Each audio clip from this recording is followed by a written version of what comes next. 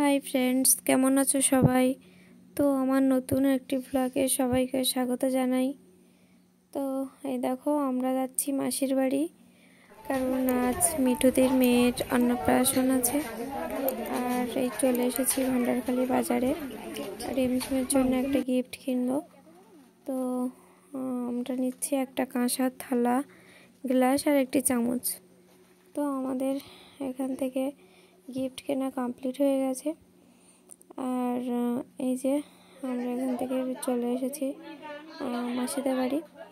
আর এই দেখো, রিমঝিমকে নিয়ে সবাই খুব ব্যস্ত ছিল, কারণ রিমঝিমকে কিছুতেই সাজাতে পারছিল না। ও খুব কান্নাকাটি করছিল। তো কি আর করা যাবে, ওই কোনো রকমে ওকে চন্দনটা ড্রেসটা করানো হলো। তারপরে এই যে রিমঝিমকে এখানে বসাবে, তো এই জন্য এই জায়গাটা খুব সুন্দর করে ডেকোরেশন করেছে। আর এ দেখো, ওর দিদুন ওকে চুপ করানোর চেষ্টা করছিল, ও খুবই কাঁদছিল। তো আমাদের আসতেও অনেকটা লেট হয়ে গেছে। সেই সকাল থেকে ভাবছিলাম আসবো কি আসবো না, এই করতে করতে অনেকটাই বেলা হয়ে গেছিলো। আর তখনও এসে দেখি এখানে কোনো কিছুই শুরু হয়নি। তো মানে ওর অন্নপ্রাশনটা আগে একটা মন্দির থেকে, মানে তারকেশ্বর মন্দির থেকে পায়েস দিয়ে এনেছিল মুখে, ওই জন্যে এখানে একটু অনুষ্ঠান করার জন্যে আর কি এগুলোই করা হয়েছে। তো এই যে সবাই ওকে আশীর্বাদ করা শুরু করে দিয়েছে, আর ও খুব কাঁদছিল। ওই জন্যে দীপা দুধের বোতলটা ওকে ওর মুখে ধরে রেখেছিল। ওর খিদেও পেয়ে গেছিলো, কারণ অনেকটাই বেলা হয়ে গেছিলো। আর এই যে ওর মামা ওকে চুপ করানোর অনেক চেষ্টা করছে। তো ও মামা দিদার কাছে বেশ ভালোই থাকে, কারণ ছোটোর থেকেই ওদের কাছেই আর কি মানুষ হয়েছে। তো এই আর কি, এই যে রিমঝিমের দিদুন রিমঝিমকে পায়েস খাওয়াচ্ছে, আর এটা হচ্ছে রিমঝিমের মামা।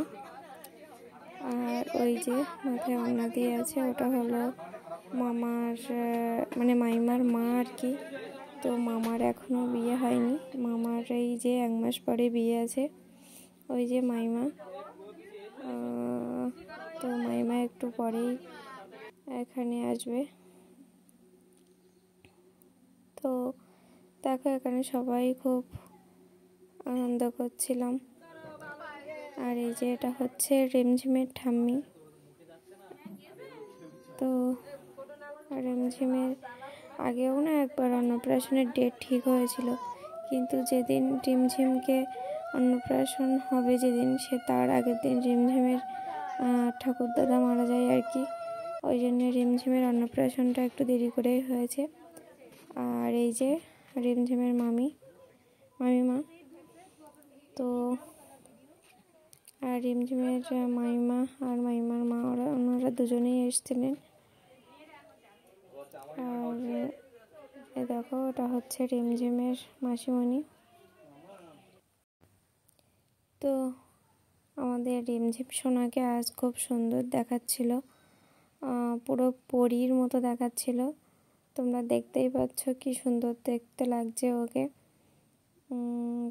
তো রিমঝিম পায়েস মিষ্টি মোটামুটি খাচ্ছিল। তারপরে লাস্টের দিকে আর আমি যখন দিতে গেছি তখন আর ওর ভালো লাগছিল না, মানে তার আগে অনেকটাই খেয়েছে তো বাচ্চা মানুষ। তো লাস্ট এই যে আমি গেলাম। তো আমি কি করব প্রথমে কিছু বুঝতে পারছিলাম না, ওই জন্য একটু শুনে নিচ্ছিলাম। আরে দেখো, রিমঝিম খেলতে ব্যস্ত। তো দিদি আর জামাইবাবু দুজনেই রিমঝিমকে কোলে নিয়ে বসেছিল, কারণ মিঠুদি একা পাচ্ছিল না, তো খুব কান্নাকাটি করছিল সে সময়। ওই জন্য জামাইবাবু পাশে বসেছিল। তো ও লাস্টের দিকে বেশ চুপচাপই ছিল, সব কিছু দেখে আনন্দ করছিল ভালোই। এই দেখো, ওকে সব রকম খেলনা দেখিয়ে চুপ করে রাখা হয়েছিল।